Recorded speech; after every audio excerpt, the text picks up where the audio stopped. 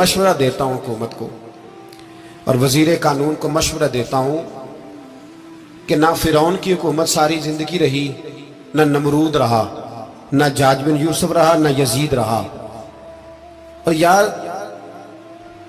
दरबारी बन के हुक्मरानों की चापलूसी करते करते तुम यहां तक आ गए हो कि अब नबी पाक की इज्जत को हाथ डालना शुरू कर दिया है। और आप यकीन करें सियासी जमातों का इतना बुरा हाल है कि इनके लीडर के बारे में कोई बात करे तो पागल हो जाते हैं ये एहतजाज कर करके। और उसने डायरेक्ट कह दिया कि खत्म नबूवत का मसला ही कोई नहीं, जो दीन की बुनियाद है, किसी को परवाह नहीं। मुझे तो उन लोगों की फिक्र हो रही है जिन लोगों ने इन्हें वोट दिए हैं, वो अल्लाह को क्या जवाब देंगे।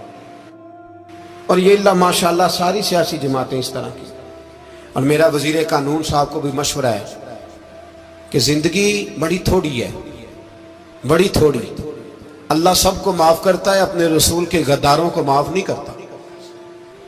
और यहां तुम्हारी गाड़ियों पे झंडे लगे हुए हैं, वहां भी तुम्हारे झंडे लगेंगे, पर इसलिए लगेंगे कि ये गद्दार है नामूसे रिसालत के। ये झंडे लगेंगे। शर्म करो और डर जाओ, बस कर दो। तुम्हारे मुंह में अब दांत पूरे नहीं रहे। कोई शुगर का मरीज है तो कोई ब्लड प्रेशर का, तो कोई हार्ट का, तो कोई कैंसर का। शर्म करो और अपनी कब्र की भी थोड़ी सी फिक्र करो। बताओ पाकिस्तान के कितने सदर गुजरे, वजीर आजम गुजरे, तो उनकी कब्रें कहां हैं? कोई जाता है उनकी कब्रों पे? किसी को खबर है?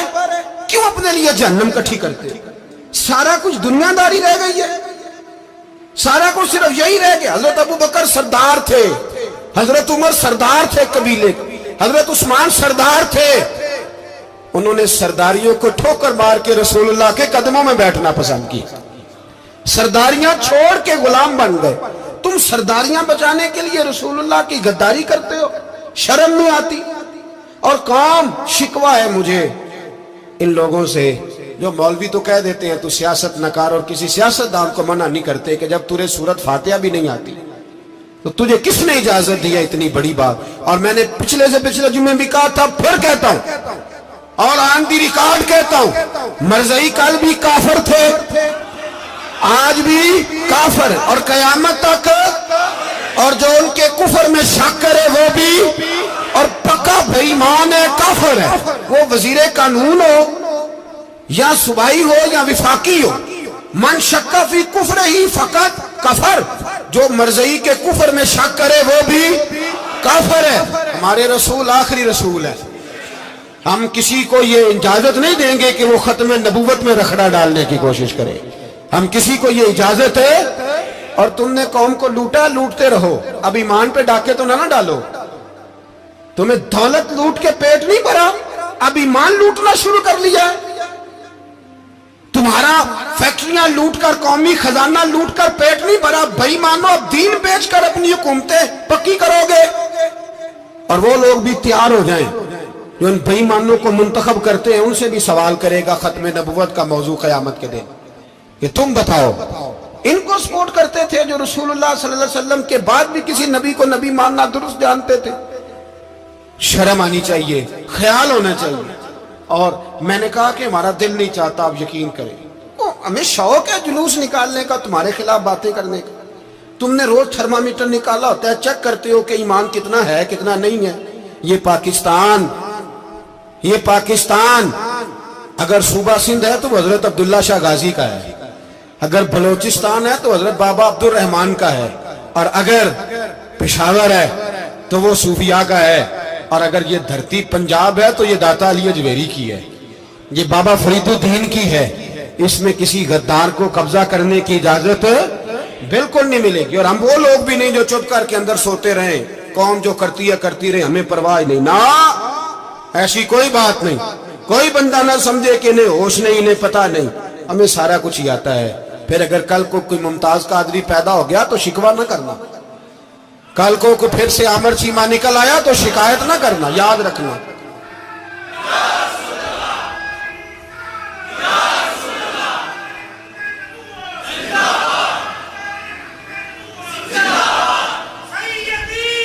तो मेरे भाई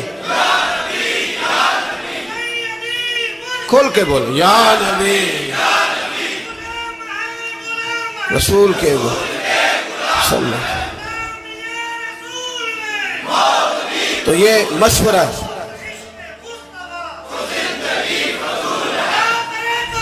جزاک اللہ۔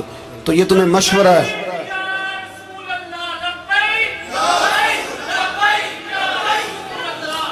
میری بات سنیں، یاد رکھیں، یہ لوگ بعد میں پچھتاتے ہیں، پھر مناظرے کراتے پھرتے ہیں، اس نے صحیح کیا کہ غلط کیا، پھر انہیں ہوش آتی ہے بعد میں، پھر ان کے ہواری نکل نکل کے میدانوں میں دلیلیں دیتے ہیں۔ اس لیے ہمارا مشورہ ہے انہیں کہ یہ اپنی حد میں رہیں، اور جو کام تمہارے ذمہ، میں نے کہا نا تم نے بڑا لوٹا، یہ قوم روز تمہیں موقع دیتی ہے لوٹنے کا، یہ موقع دیتی ہے، تو تم نے دولت لوٹ کے پیٹ نہیں بھرے، اب ایمان لوٹنے کے چکر میں آ گئے ہو۔ یاد رکھو، مسلمان گناہگار ہیں، غدار نہیں ہے۔ تمہیں دولت لوٹنے کا تو شاید موقع مل گیا ہے، پر ایمان لوٹنے کا موقع نہیں ملے گا، تو اس لیے اس کو لگام دو۔ اور ویسے بھی کتا جو پالتو ہوتا ہے نا، اس کو گھر کے اندر سنگلی سے باندھ کے رکھنا چاہیے۔ یہ تمہارے بوٹ چاٹتے ہیں، بھونکتے ہیں تمہارے حق میں، وزارتیں لیتے ہیں، ہم نے تو کوئی وزارت نہیں لی تم سے، اور نہ ہمیں شوق ہے، اس لیے کہ ممبری کیا کرنی ہے جس کو ممبر رسول عطا کر دیا جائے، اس نے کیا کرنی ہے یہ ممبریاں، اس کو پکا پکا ممبر رسول دے دیا جائے، تو اس لیے اس سے باہر آؤ۔ میں نے کہا بڑے بڑے نمرود، فرعون، قارون دفن ہے، تمہارا بھی نام تک نہیں ہوگا، بالکل نام نہیں ہوگا۔ اس لیے ہمارا مشورہ، اور آپ لوگ بھی آئیں نا یہ اگلے سال، تو ان کو کھڑا کر کے پوچھ لینا، اسلامی جمہوریہ پاکستان کا تم نے MPM نے بننا ہے، پہلا کلمہ ہی صحیح سنا دو، چلو خدا کا واسطہ یہی بتا دو کہ تمہیں نماز بھی ڈھب سے آتی ہے کہ نہیں، اور آپ کی موج ہے، آپ بٹھا لیتے ہیں سر پہ، کیا کرے، سمجھانے والے مفت گناہگار ہو گئے اور بہکانے والے سب تمہارے یار ہو گئے۔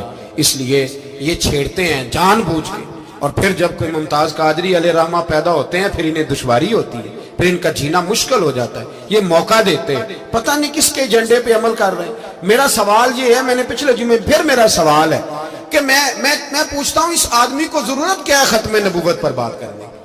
جب امت مسلمہ کے متفق کا فیصلہ ہے کہ مرزائی کافر، اسمبلی نے بل پاس کر دیا کہ مرزائی، ان کو اقلیت قرار دے دیا، اور جب سے وہ اقلیت بنے، نہ ہم نے ان کی عبادت گاہ جلائی، نہ ہم نے ان کو قبروں سے نکالا، نہ ہم نے، بس ٹھیک ہے جیسے عیسائی رہتے ہیں، یہودی سے کس ملک میں رہتے ہیں وہ بھی رہے، اقلیت بن کرے، کوئی اعتراض، پر تم انہیں کھینچ کھونچ کے کیوں قریب کرتے ہو؟ تمہارا کیا جرانہ ہے ان کے ساتھ؟ بتاؤ تو صحیح۔ ان لوگوں سے ان کو چاہیے اپنے منہ میں لگام ڈالیں، اور اگر نہیں ڈالیں گے پھر انشاءاللہ ڈالی جائے گی، اور بڑی تگڑی ڈلے گی، اور پھر ایسی ڈلے گی، ایسی ڈلے گی۔ سلمان تاثیر جب مرا تھا نا، تو 5-5 لاکھ روپیہ مولویوں کو آفر کی جنازہ پڑھاؤ، 5-5 لاکھ روپیہ چھوٹے چھوٹے مولویوں کو۔ اور داتا صاحب کی مسجد کے خطیب بھی صوبائی جو تھے، وہ خطیب تھے، ملازم تھے، انہوں نے کہا کہ ایمان نہیں بھیجنا، نکالنا ہے نوکری سے تو نکال دو۔ میرا بڑا دل کرتا تھا مجھے حضور کی زیارت ہو، میں درود پاک پڑھتا سو گیا۔ میرے نصیب دیکھو کہ میں خواب دیکھتا ہوں کہ اللہ کے محبوب نہ فجر کی جماعت کرا رہے ہیں۔ فرماتے ہیں نبی پاک صلی اللہ علیہ وسلم نے جماعت کرائی اور غلاموں کی طرف رخ نور پھیرا، ایک صحابی کے باغ میں تازہ کھجوریں پکی تھیں، وہ صحابی ٹوکرے میں ڈال کے حضور کی بارگاہ میں لائے۔ نبی پاک صلی اللہ علیہ وسلم نے ایک کھجور اٹھائی اور اٹھا کے منہ میں رکھی، پھر حضور صحابہ کو دینے لگے۔ فرماتے ہیں قربان جائیں نمبر میرا بھی لگ گیا، کھجور کھائی، کچھ کھجور کا مزہ تھا، کچھ دست مصطفیٰ کا مزہ تھا۔ فرماتے ہیں بڑا ہی مزہ آیا، بڑا ہی سرور آیا، دل کرتا تھا کھجور ایک اور ملے، لیکن سب کو ایک ایک مل رہی تھی۔ ادب کا تقاضا یہی تھا کہ میں بھی دوسری کا سوال نہ کروں، ابھی کھجور کھا ہی رہا تھا کہ میری آنکھ کھل گئی، فجر کی اذان ہو گئی۔ فرماتے ہیں میں اٹھا تو کھجور کا ذائقہ ابھی بھی میرے منہ میں موجود تھا۔ فرماتے ہیں دل گرفتہ، دل کرتا تھا آئی یا رات وصال دے والی تے ربا رات مکن نہ دیویں۔ کہتے ہیں بھارا دن چڑھ گیا، اذان فجر ہو گئی، صبح صادق طلوع ہو گئی، میں اٹھا، وضو کیا، سنت ادا کی، مسجد میں جا کے نماز کے انتظار میں بیٹھ گیا۔ فرماتے ہیں فاروق اعظم جماعت کرانے آئے، اتفاق دیکھیں کہ حضرت عمر نے بھی وہی صورت نماز میں شروع کر دیں جو رات خواب میں حضور نے نماز کے اندر پڑھی۔ میں سمجھا یہ اتفاق ہے، اتفاق ہے، لیکن جناب فاروق اعظم نے جب نماز پڑھا کے سلام پھیر کے لوگوں کی طرف رخ کیا تو کھجوروں کا ٹوکرا بھی آ گیا۔ میں نے سمجھا یہ بھی اتفاق ہے۔ فرماتے ہیں عمر نے ایک کھجور اٹھائی اور باقی بانٹنے لگے۔ اور عمر نے ایک کھجور مجھے بھی دی، کھجور میں نے کھائی، مزہ مجھے بڑا آیا۔